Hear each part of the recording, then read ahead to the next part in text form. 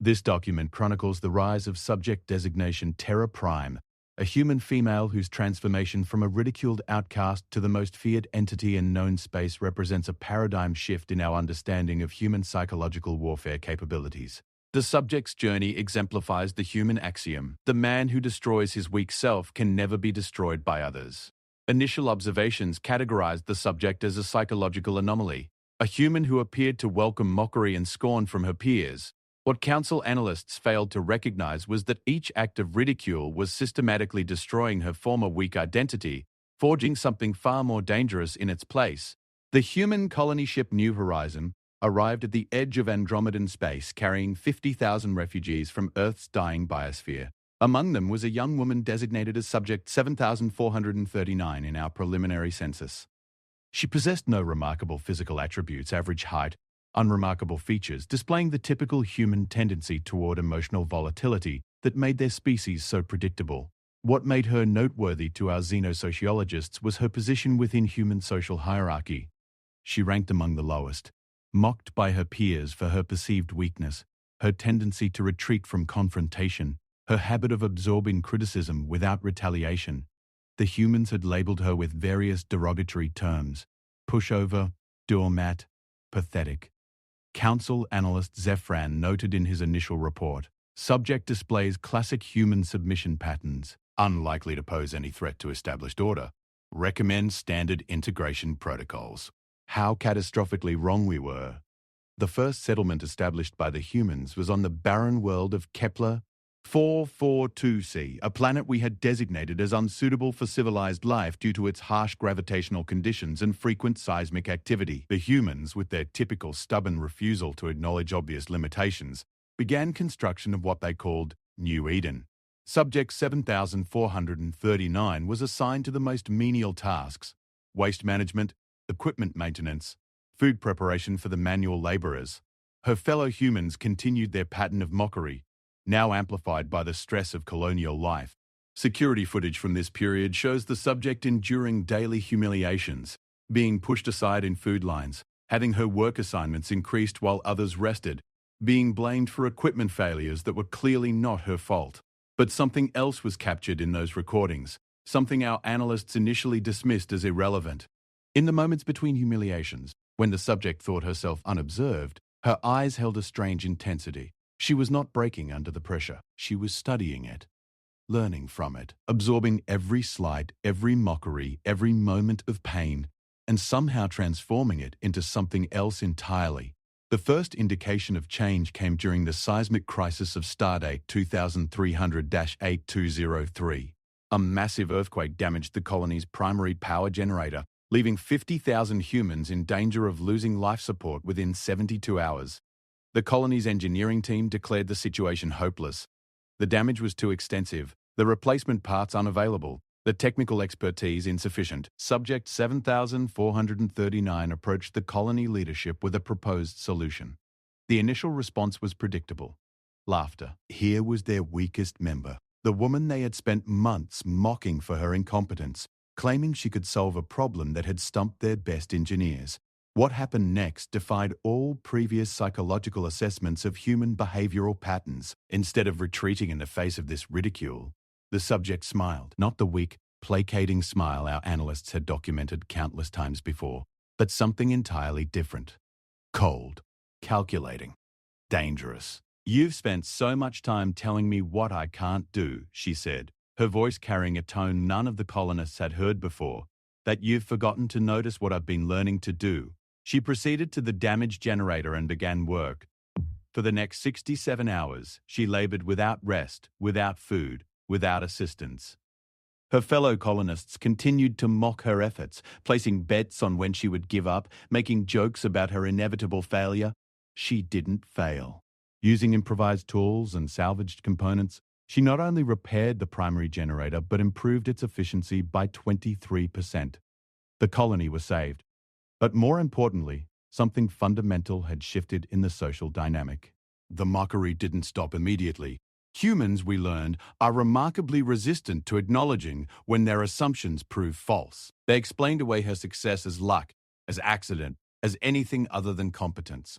But the subject had crossed a threshold. Each subsequent criticism only seemed to fuel whatever transformation was occurring within her.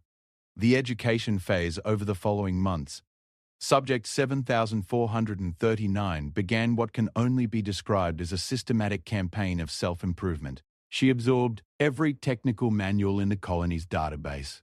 She studied engineering, physics, biology, chemistry, psychology, and military strategy with an intensity that concerned our monitoring teams. More disturbing was her method of practice. She would deliberately place herself in situations where failure was likely, where mockery was guaranteed, where her fellow humans would have maximum opportunity to ridicule her efforts. Then she would endure their scorn while methodically improving her performance. It was during this period that we first documented what would later become known as the smile, a particular facial expression the subject began displaying whenever faced with mockery or criticism.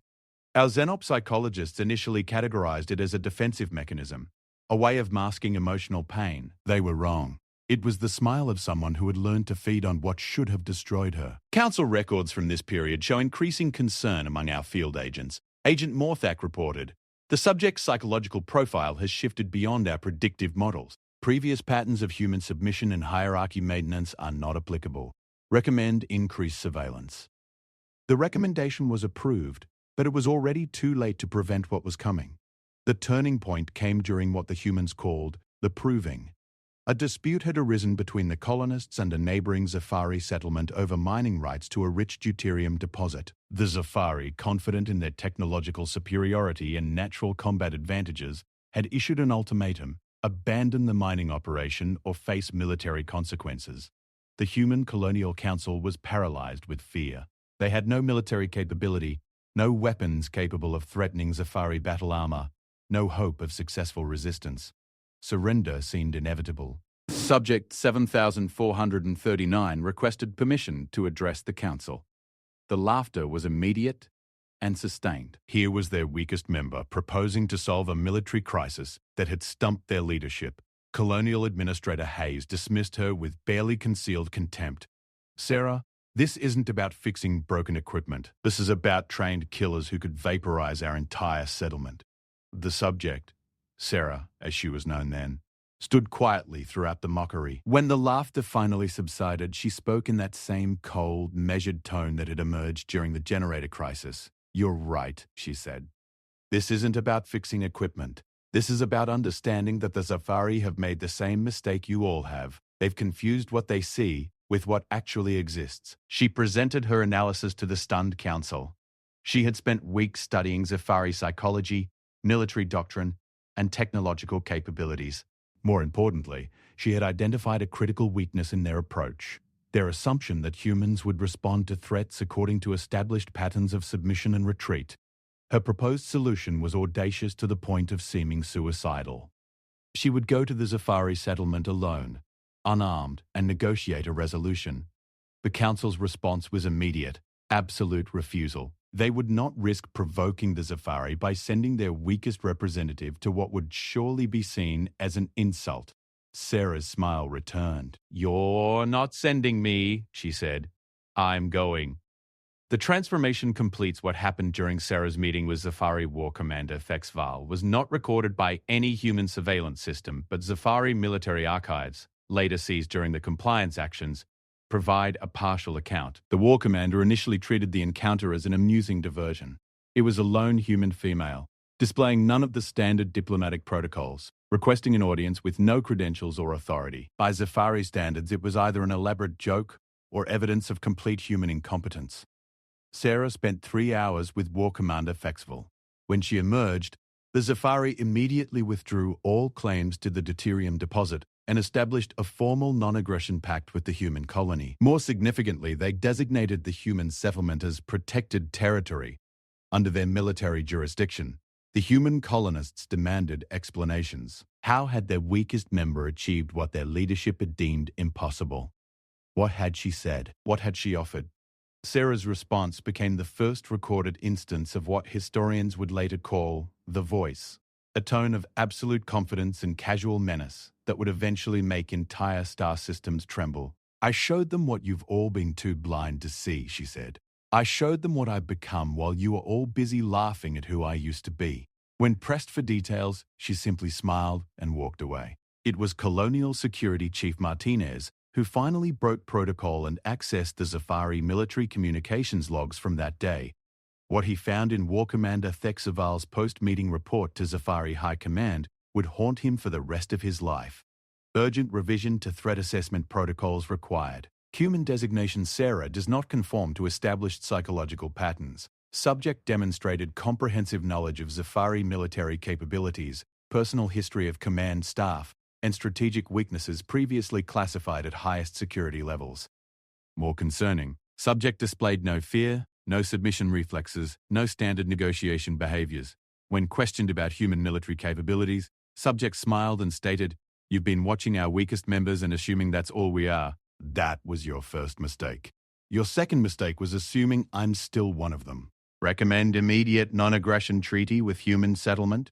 Under no circumstances should military action be initiated against subjects matching this psychological profile." The colonial leadership finally understood what they were dealing with, but their understanding came wrapped in terror rather than respect. Sarah had become something beyond their ability to categorize or control. The woman they had spent months marking had transformed into something that could make veteran Zafari warriors retreat without firing a shot. But the ridicule didn't stop. Human psychology, as we learned, includes a powerful mechanism for denying uncomfortable realities. Rather than acknowledge their misjudgment, many colonists doubled down on their mockery. Sarah's success was attributed to luck, to Zafari weakness, to anything other than her own capabilities. They had no idea they were feeding the very force that would eventually consume their capacity to mock anything. Part 2. The Ascension Expanding Influence, Stardate 2387.298. The months following the Zafari incident marked the beginning of what Council historians would later term the Cascade Effect. Sarah's reputation began spreading beyond the confines of New Eden, carried by trading ships, diplomatic envoys, and the whispered conversations of those who had witnessed something unprecedented. She had established herself as the colony's de facto problem solver, though no official title was ever granted. When technical challenges arose, when diplomatic crises threatened, when seemingly impossible obstacles appeared, the colonists would reluctantly turn to the woman they had spent so long deriding. Each success was met with the same pattern: initial skepticism, grudging acceptance of her assistance, amazement at the results, and then immediate attempts to minimize or explain away her achievements. The humans seemed psychologically incapable of accepting that their assessment of her had been fundamentally wrong. Sarah appeared to find this response amusing, rather than frustrating. Our behavioral analysts noted that she had begun deliberately engineering situations that would maximize the cognitive dissonance her successes created. She would solve problems in ways that seemed impossible, using methods that challenged the colonists' understanding of what their weakest member should be capable of. The first external contact came when a Thraxian merchant vessel suffered critical systems failure while passing through the system. The ship's distress signal was detected by colonial sensors, and standard protocol would have been to relay the emergency to the nearest Galactic Council rescue station, a process that would take several days and likely result in the deaths of the Thraxian crew. Sarah volunteered to attempt a rescue mission using one of the colony's limited shuttlecraft. The Colonial Council's response was predictably dismissive. Colonial Administrator Hayes stated, "Sarah, you fixed some generators and scared some Zafari. That doesn't qualify you to perform deep space rescue operations."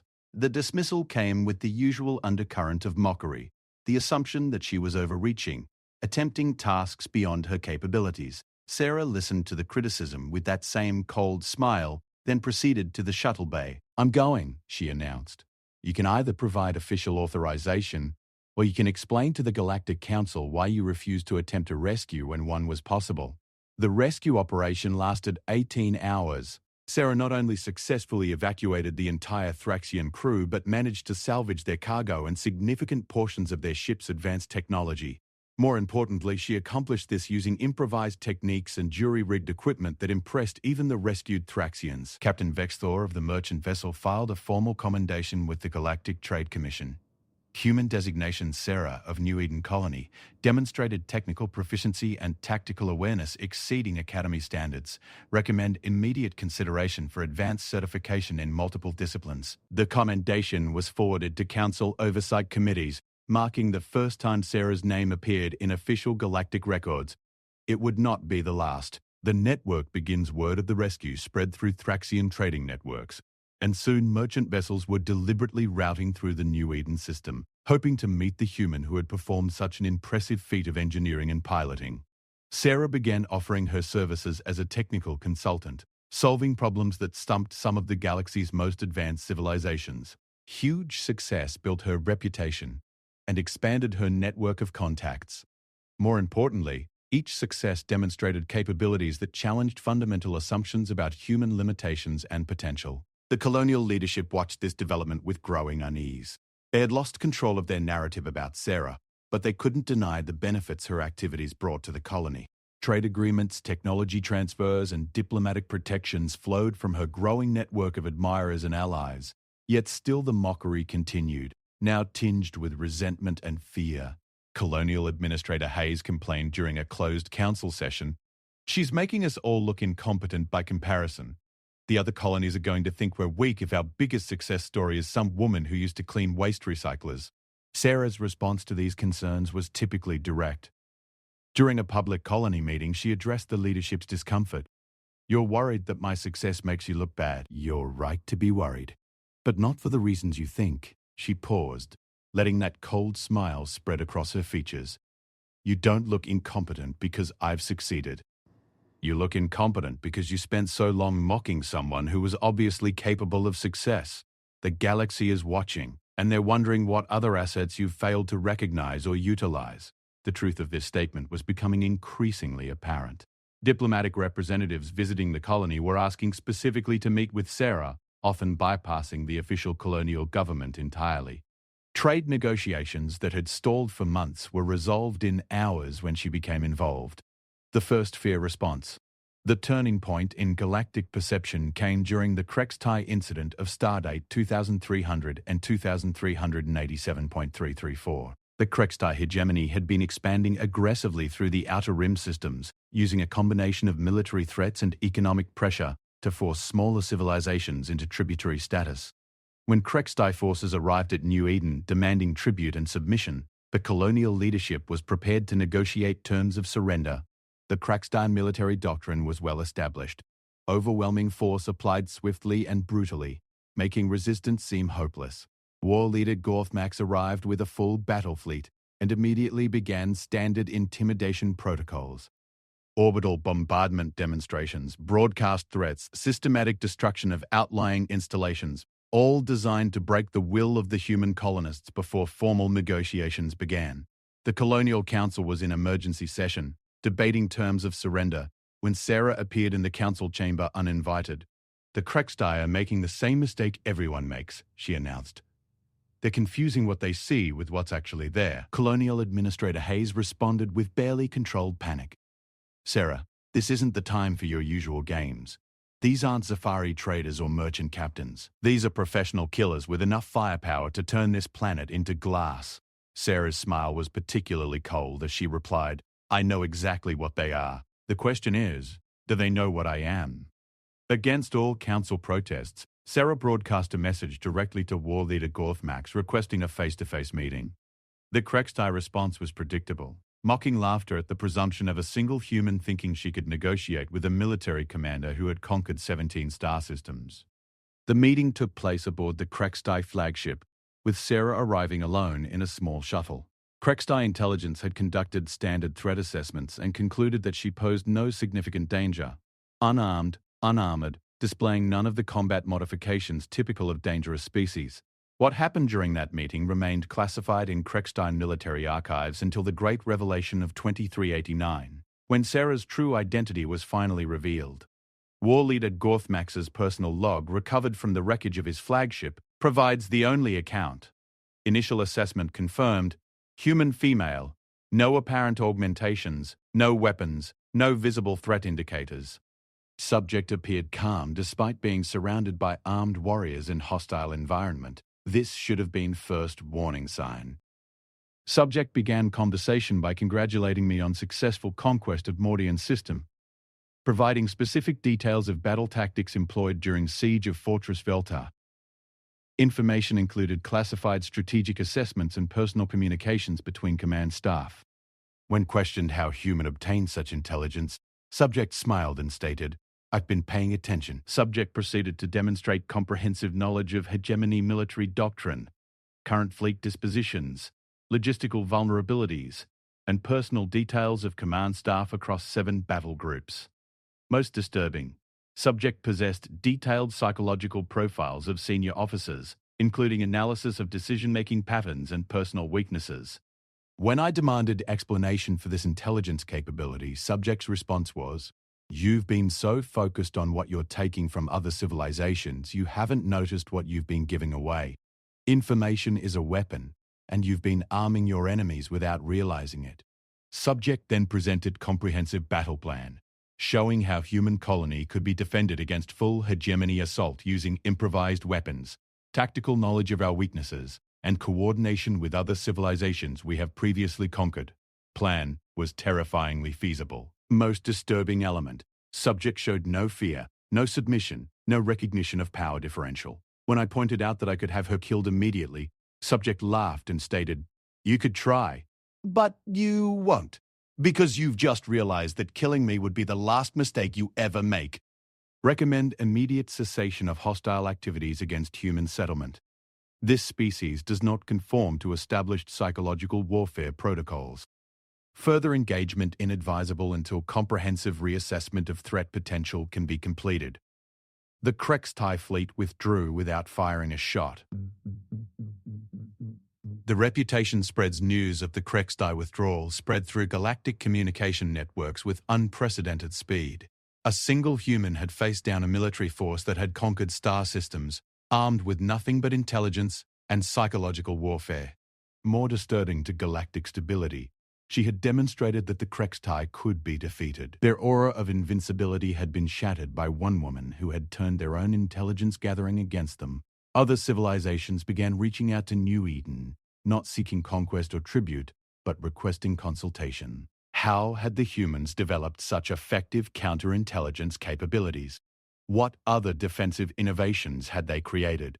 Sarah's responses to these inquiries were always the same. She would provide assistance, but only on her terms, and only to those who approached with proper respect. The colonial leadership watched these developments with a mixture of awe and terror. Sarah had become more important to galactic affairs than their entire colonial government. Yet she held no official position and acknowledged no authority other than her own judgment. Administrator Hayes made one final attempt to assert control during a closed council session. "Sarah, you can't continue conducting independent foreign policy. You're endangering the entire colony with these unauthorized negotiations." Sarah's response marked the end of any pretense that she remained subject to colonial authority. "I'm not conducting foreign policy. I'm conducting Sarah policy. The difference is that mine actually works." When Hayes threatened to restrict her communications access and shuttle privileges, Sarah's laugh was genuinely amused. "You're still thinking.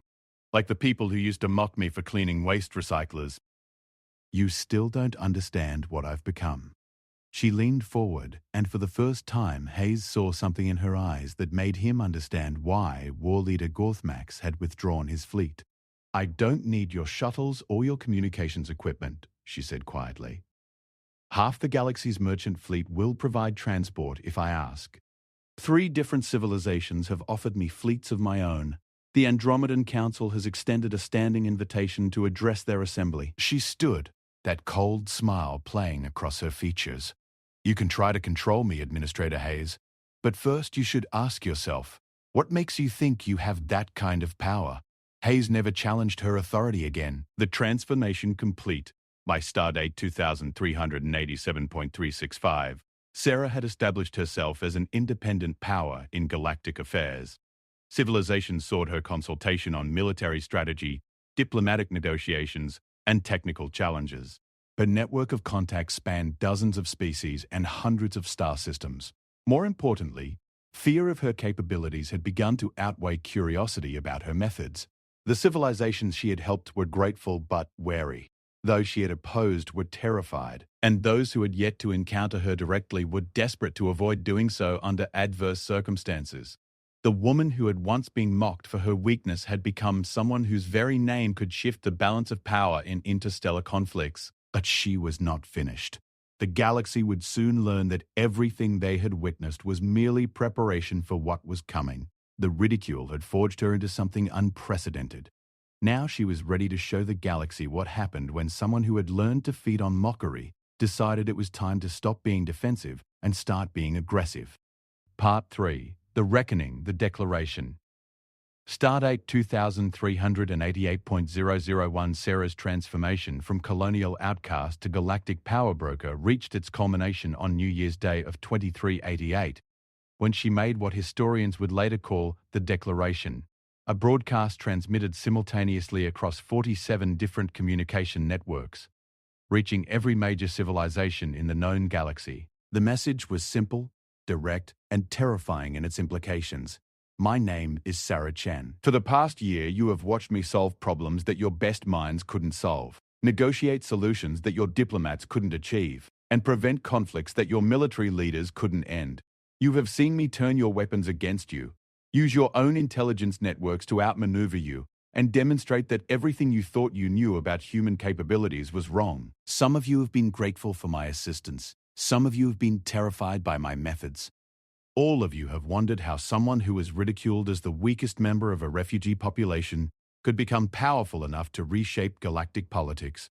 I'm going to tell you, every insult, every moment of mockery, every assumption of weakness, they didn't break me. They broke the part of me that cared about your approval. They destroyed the part of me that needed your validation. They burned away everything that made me vulnerable to your psychological manipulation. You taught me that your opinions of me were worthless. You taught me that your assessment of my capabilities was meaningless. You taught me that the only thing that mattered was what I could actually accomplish. And now you're afraid because you've realized what I've accomplished. But you haven't seen anything yet. The woman you mocked no longer exists.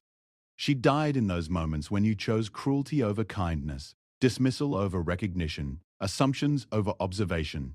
What emerged from her ashes was someone who had learned to transform your weaknesses into my strengths, your arrogance into my advantage, your blindness into my opportunity. You created me by trying to destroy me. Now you get to live with what you've created. I am Sarah Chen. Remember that name. You'll be hearing it again. The transmission ended, leaving 47 civilizations to contemplate the implications of what they had just witnessed. The fear cascades. The immediate response to Sarah's declaration was a galaxy-wide intelligence-gathering operation. Every major civilization launched urgent assessments of human capabilities, desperate to understand how they had so catastrophically misread the threat potential of what they had assumed was a primitive refugee species. What they discovered was worse than their worst fears. Sarah had not been working alone. While the galaxy had been focused on her individual achievements, she had been quietly identifying and developing other humans who shared her particular combination of capabilities and psychological resilience. The colonial misfits, the outcasts, the ones dismissed and ridiculed by their own people. Sarah had been watching them, testing them, and when she found those with the right potential, training them. Council intelligence reported the discovery of what appeared to be a network of human operatives embedded throughout galactic civilization. Individuals who had seemed like harmless refugees, technical consultants, or service workers were revealed to possess the same unsettling combination of advanced knowledge and psychological imperviousness that made Sarah so dangerous. The Cretan ambassador filed an urgent report. Subject designation Marcus Torres has been employed as maintenance technician at our primary communication hub for 6 months.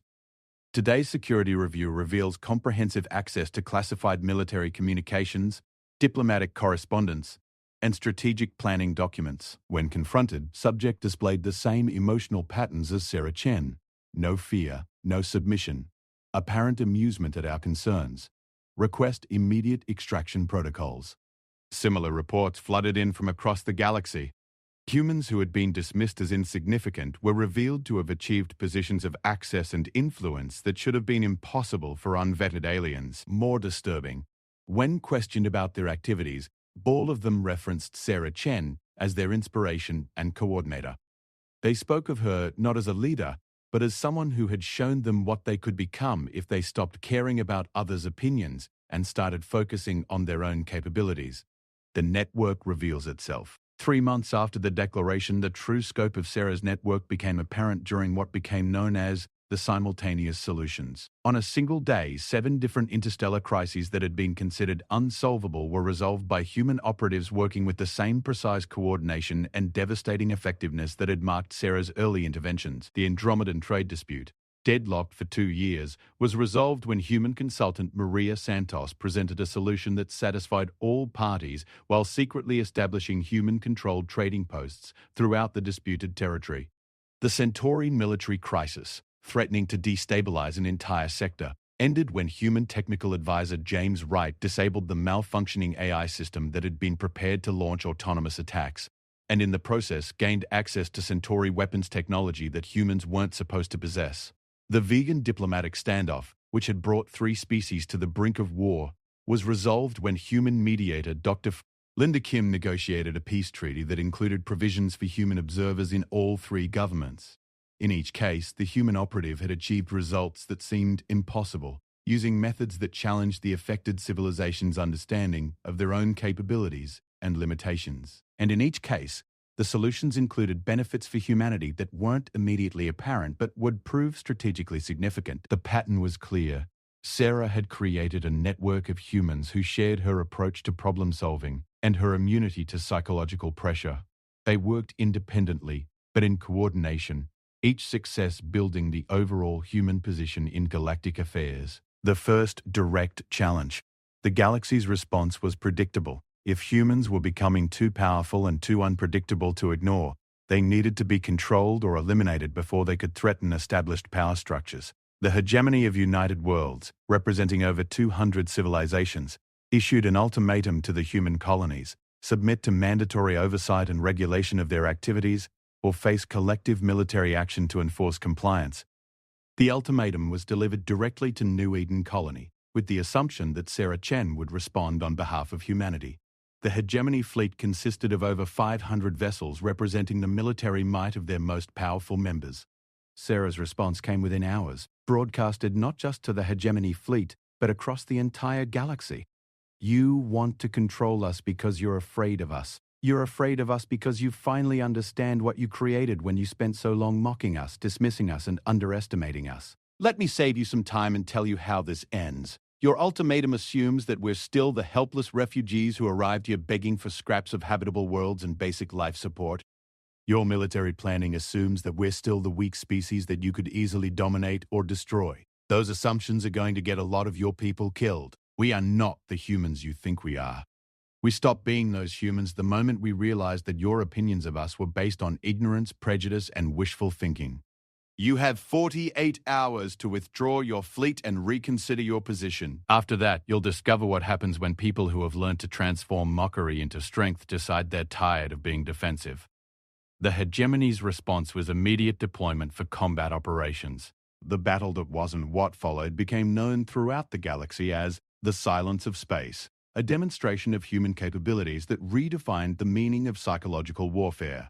The hegemony fleet arrived at the edge of the New Eden system in full battle formation, prepared for what should have been a straightforward subjugation of a primitive human colony. Their intelligence reports indicated minimal defensive capabilities, no significant weapon systems, and no military vessels capable of threatening a modern battle fleet.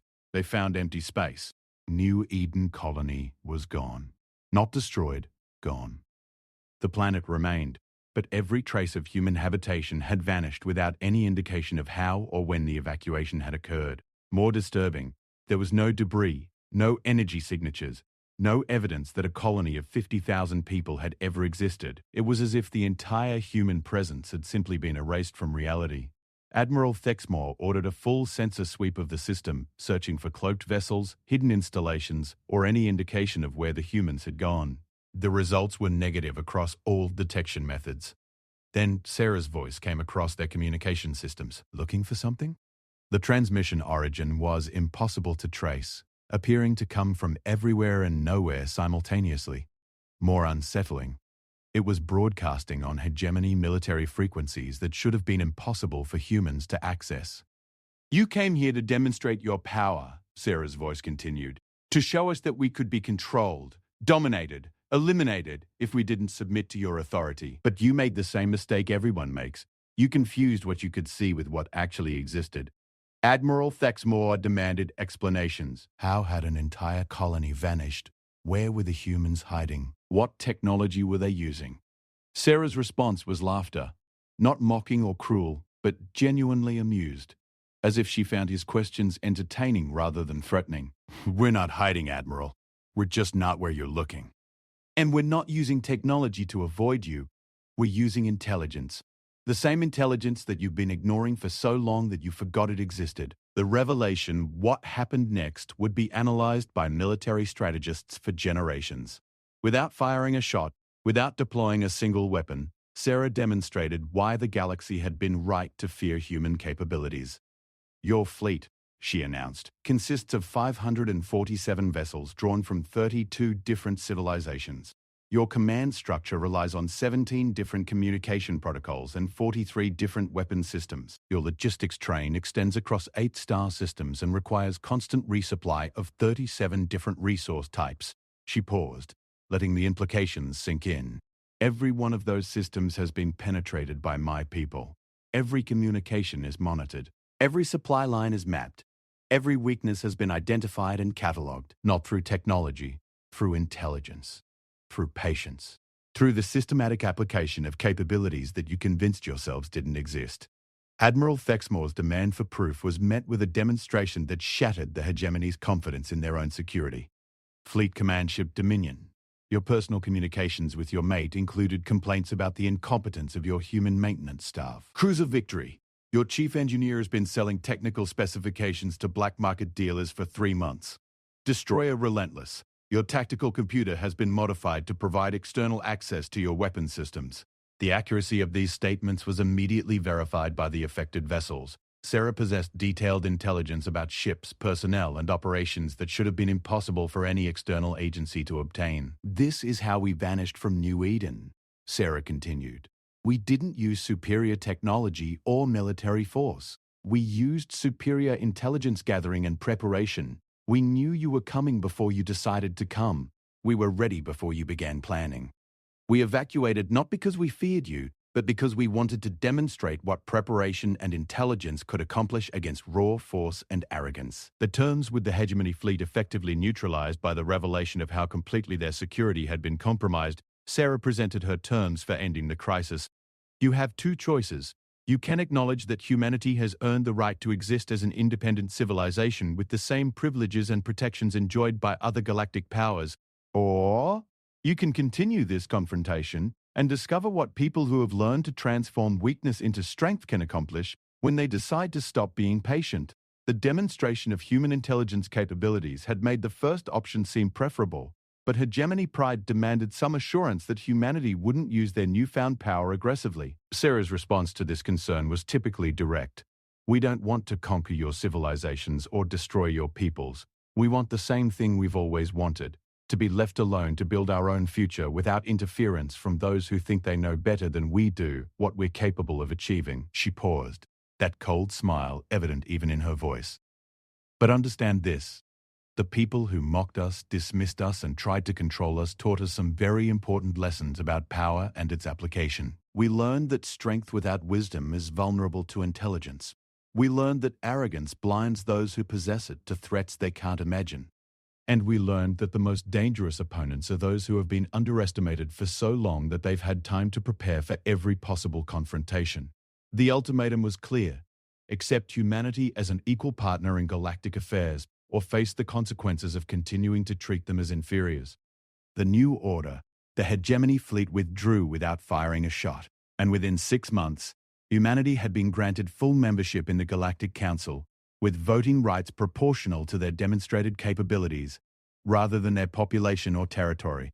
Sarah Chen was appointed as humanity's primary representative, a position that came with authority to speak for her entire species in interstellar affairs.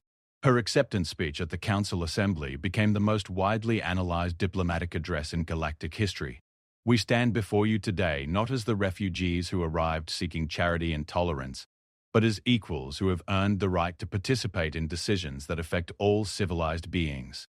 The journey from mockery to respect has taught us valuable lessons about the nature of strength and the importance of accurate assessment. We were underestimated because you confused surface appearances with underlying capabilities.